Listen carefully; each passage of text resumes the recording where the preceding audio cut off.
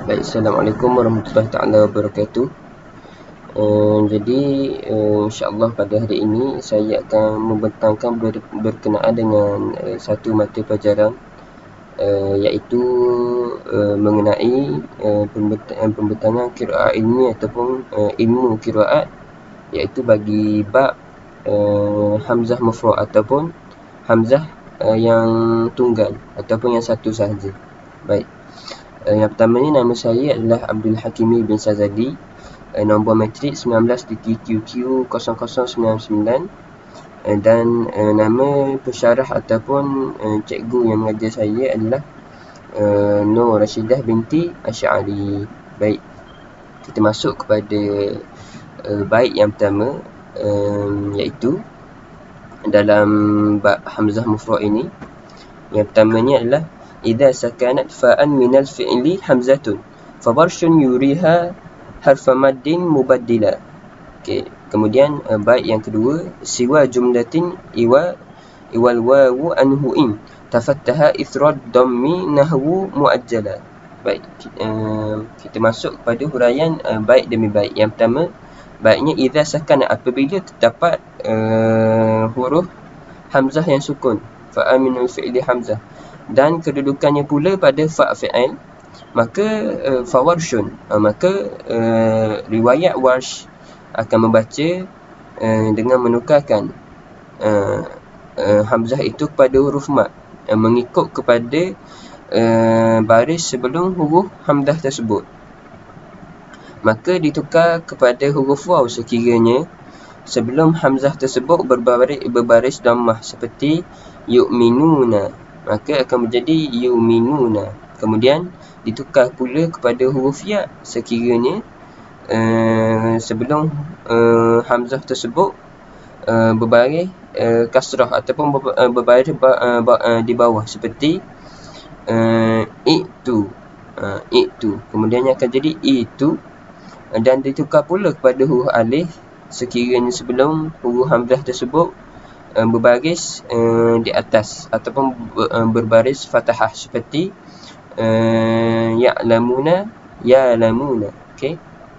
Kemudian bait yang kedua pula sawa, iaitu maafkan saya, siwa, iaitu siwa jumlatin al-iwa wal wu anhu in, iaitu melainkan sebarang bentuk lafaz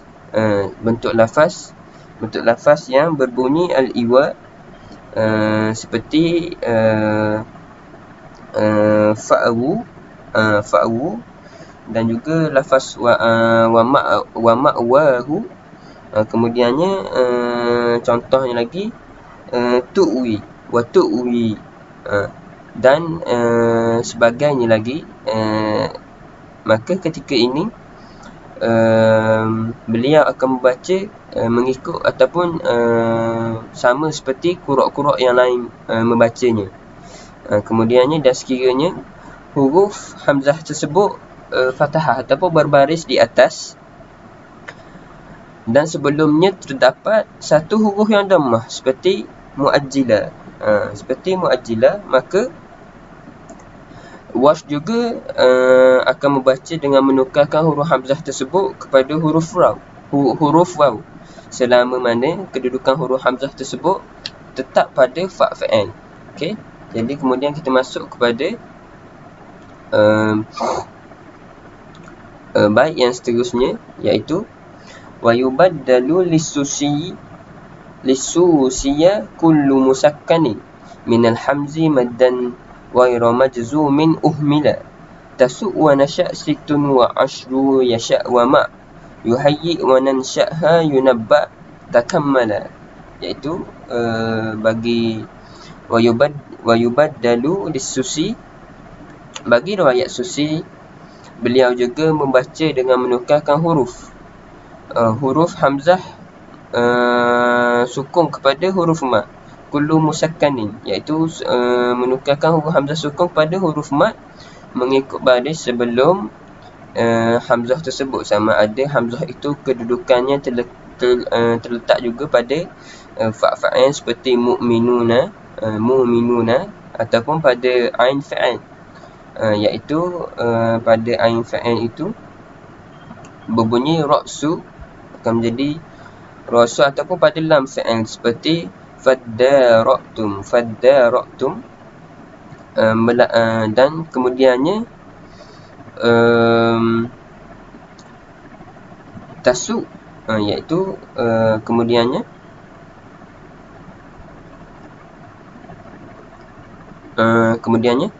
minal hamzi madan ghairu majzumin uhmila, iaitu melainkan sekiranya hamzah itu sukun disebabkan jazam. Disebabkan jazam seperti yuhayyi, seperti kalimah yuhayyi, ataupun mabni, iaitu baris sukun asli daripada fi'il amma seperti iqra, dan ataupun menjadi lebih susah ataupun berat apabila huruf hamzah tersebut ditukarkan kepada tu'wi, atau boleh menyerupai juga makna yang lain seperti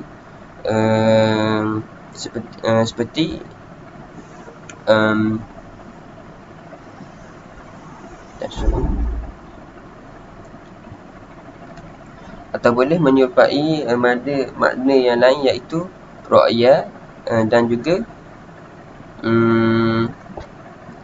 atau lugah yang lain, iaitu seperti muqsadah, kalimah-kalimah yang huruf hamzahnya sukun disebabkan jazam terdapat kesemuanya 6 lafaz di dalam Al-Quran. Baik, kemudian pengarang meletakkan kepada kalimah-kalimah tersebut, iaitu tasu wa nasya, iaitu lafaz yang pertama adalah tasu. Terdapat 3 tempat, iaitu dalam surah Ali Imran, At-Taubah serta Al-Ma'idah. Lafaz yang kedua pula adalah lafaz nasya, tasu wa nasya. Kemudiannya lafaz yang kedua juga terdapat 3 tempat, iaitu pada surah Asy-Syu'ara, As-Saba serta Yasin, yang menjadikan kesemuanya jumlahnya adalah 6 tempat. Dan yang kedua disebut juga oleh pengarang, iaitu yasya. Lafaz ketiga adalah lafaz yasya. Terdapat 10 tempat kesemuanya dalam surah An-Nisa, Ibrahim, Fatih, dan 3 pada Al-An'am, 2 pada Al-Isra' dan 2 lagi pada Asy-Syu'ara. Lafaz yang keempat pula adalah lafaz yuhayyi, iaitu terdapat pada surah Al-Kahfi, dan lafaz yang kelima pula adalah lafaz nansa'ha, lafaz nansa'ha, iaitu dalam surah Al-Baqarah. Sementara lafaz yang keenam pula iaitu yunabba, iaitu pada surah An-Najm. Okey, baik. Kemudiannya kita masuk kepada bait yang seterusnya. Bait yang seterusnya adalah iaitu wahayyi wa anbihum wa nabbi bi arba'i wa arji ma'an wa qra' thalasan fahassila, iaitu apa yang ingin disampaikan adalah kalimah-kalimah yang mana huruf hamzahnya sukun disebabkan mabni, iaitu kesemuanya terdapat 11 lafaz dalam surah di dalam Al-Quran. Dan lafaz yang pertama adalah iaitu lafaz hayyi dalam surah Al-Kahfi, manakala lafaz yang kedua pula adalah anbihum, iaitu pada surah Al-Baqarah, dan lafaz yang ketiga pula adalah lafaz nabi, iaitu dalam surah Yusuf, Al-Qamar, dan serta dua tempat lagi dalam surah Al-Hijr, dan menjadikan jumlahnya 4 tempat. Baik, yang seterusnya pula lafaz ketujuh pula, iaitu lafaz yang ketujuh adalah lafaz arji. Lafaz arji pula terdapat 2 tempat dalam Al-Quran, iaitu surah Al-A'raf dan surah Asy-Syu'ara. Dan seterusnya pula adalah lafaz bagi Iqra'. waqra' thalasan fahassila, iaitu lafaz iqra' terdapat 3 lafaz dalam surah Al-Isra' dan 2 tempat pada surah Al-Alaq. Okey.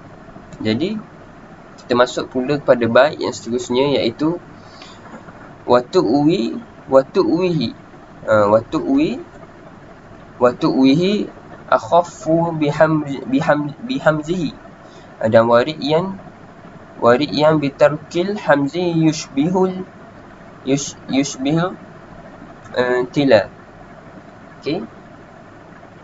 Jadi pada bait ini apa yang ingin disampaikan oleh pengarang adalah kalimah-kalimah yang tidak ditukarkan kerana untuk meringankan sebutan kita, ataupun untuk meringankan sebutan, terdapat 2 lafaz dalam Al-Quran, iaitu tu'wi dan tu'wihi.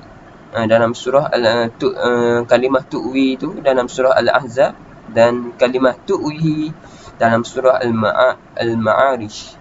Sekiranya kedua lafaz tersebut ditukarkan huruf hamzahnya kepada huruf mat, maka sebutannya akan menjadi lebih berat ataupun menjadi lebih susah, disebabkan bertemunya 2 huruf waw. Okey, baik. Dan pada kalimah ri'ya, huruf hamzahnya tidak ditukarkan kerana kepada huruf mat, kerana boleh menyerupai makna yang lain. Okey. Jadi huraian untuk bait yang seterusnya pula adalah wa muqsadatun aw sattu yushbihu kulluhu takhayyarahu ahlul ada'i mu'allala, iaitu kalimah muqsadah. Kalimah muqsadah dalam surah Al-Balad, huruf hamzahnya juga tidak ditukarkan kepada huruf mat, disebabkan boleh menyerupai lugah yang lain. Menyerupai lugah yang lain sekiranya ditukarkan. Dan semua lafaz-lafaz yang telah disebutkan di atas dibaca dengan tahqiq. Dibaca dengan tahqiq, tanpa dibaca dengan ibdal, tanpa diibdalkan huruf hamzahnya pada huruf mat, mengikut wajah yang dipilih dan disepakati oleh ulama Al-Quran daripada As-Susi. Okey. Dan bait yang seterusnya pula adalah wabari'ikum bil hamzi hala sukunihi wa qala ibnu walbunin biya'in tabaddala, iaitu pada kalimah bari'ikum, iaitu terdapat 2 tempat pada surah Al-Baqarah. As-Susi membacanya dengan sukun pada huruf hamzah tanpa menukarkan kepada huruf mat, mengikut pendapat yang masyhur di kalangan ulama Al-Quran daripada As-Susi. Akan tetapi seorang daripadanya mengatakan bahawa iaitu yang bernama Abu Hasan bin Walbun pula berpendapat bahawa As-Susi juga membacanya dengan mengibdalkan huruf hamzah tersebut, iaitu menukarkan huruf hamzah tersebut kepada huruf mat, iaitu menjadi huruf ya. Okey, baik. Kemudian kita masuk kepada bait yang seterusnya, iaitu wawalahu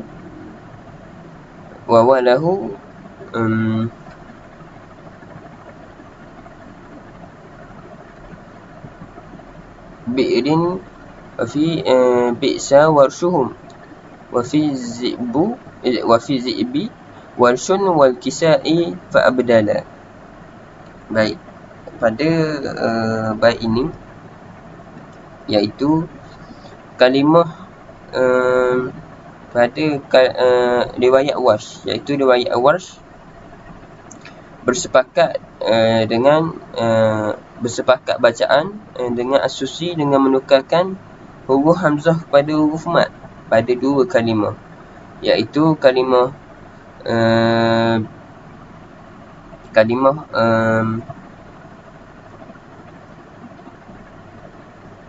bi'rin Dan juga pada kalimah satu lagi adalah kalimah bi'sa. Bi'rin dan juga kalimah bi'sa. Mereka bersepakat bahawa As-Susi membaca dengan menukarkan huruf hamzah tersebut kepada huruf mad. Dan kemudiannya pada kalimah az-zi'bu, iaitu terdapat 3 tempat pada surah Yusuf, maka Wash dan Al-Kisa'i juga turut bersepakat bahawa bersepakat dengan As-Susi bahawa mereka ni menukarkan huruf hamzah tersebut kepada huruf mad. Okay, dan juga kita habis untuk huraian bagi bait ini dan bait yang seterusnya.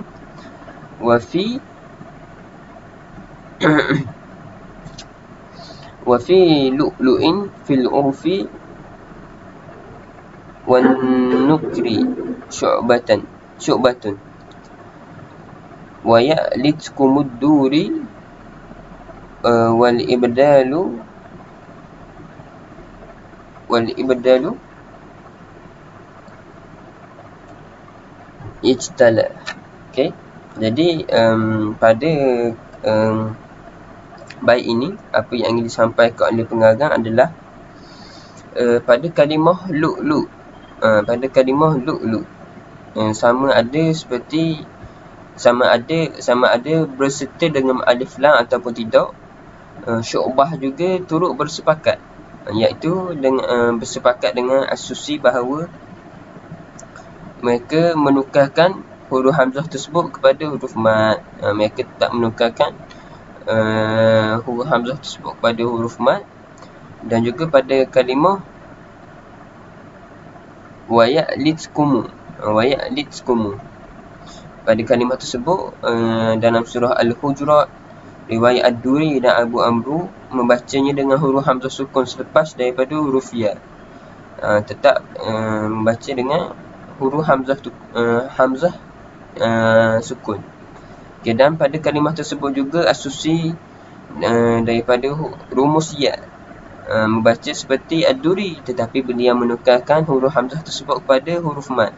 Sementara qura' yang lain juga membacanya tanpa huruf hamzah selepas daripada huruf ya tersebut. Okay. Dan kemudian kita masuk kepada bait yang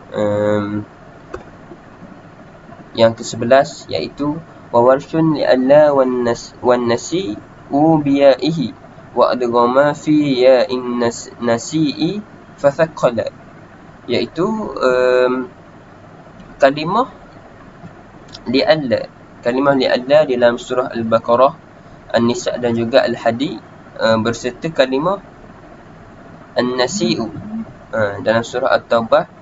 Warsh juga membaca dengan menukarkan huruf hamzah tersebut kepada huruf ya, membaca dengan mengibdalkan juga hamzah tersebut kepada huruf ya. Kemudiannya pada kalimah An-Nasi'i tersebut, setelah daripada huruf hamzahnya ditukarkan kepada huruf ya, maka diidghamkan juga huruf ya ke dalam huruf ya yang berikutnya, sehingga jadilah kedua-dua huruf ya tersebut seperti satu huruf yang bertasydid. Sementara qura' yang lain membacanya dengan tahqiq sahaja. Baik, dan kita masuk pada bait yang terakhir sekali, iaitu bait yang ke-12. Wa ibdalu ukhra hamzataini likullihim idza sakanat azmun kadama uhila. Jadi sekiranya dua hamzah di dalam satu kalimah, iaitu dua hamzah dalam satu kalimah, maka diibdalkan hamzah yang kedua tersebut diibdalkan kepada huruf mad mengikut baris huruf yang sebelumnya, iaitu huruf alif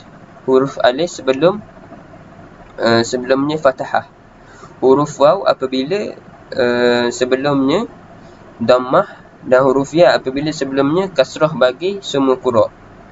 dengan syarat huruf hamzah yang kedua itu adalah sukun. Contohnya bacaannya seperti dama, mana, wa ata, dan seperti adama tadi, asalnya adalah adama, dan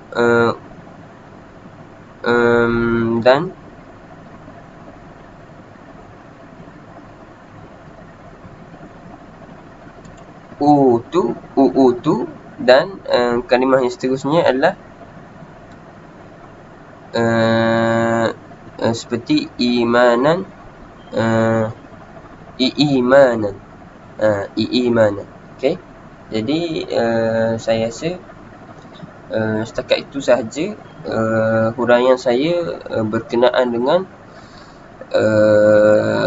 bab hamzah mufrad ataupun hamzah yang tunggal ini, mengenai kesemua bait, iaitu ke-12 bait yang telah dikarang oleh pengarang. Maka saya rasa setakat itu sahaja daripada saya. Moga-moga boleh mengambil manfaat daripadanya. Jadi sekian, wallahu a'lam. Assalamualaikum warahmatullahi taala wabarakatuh.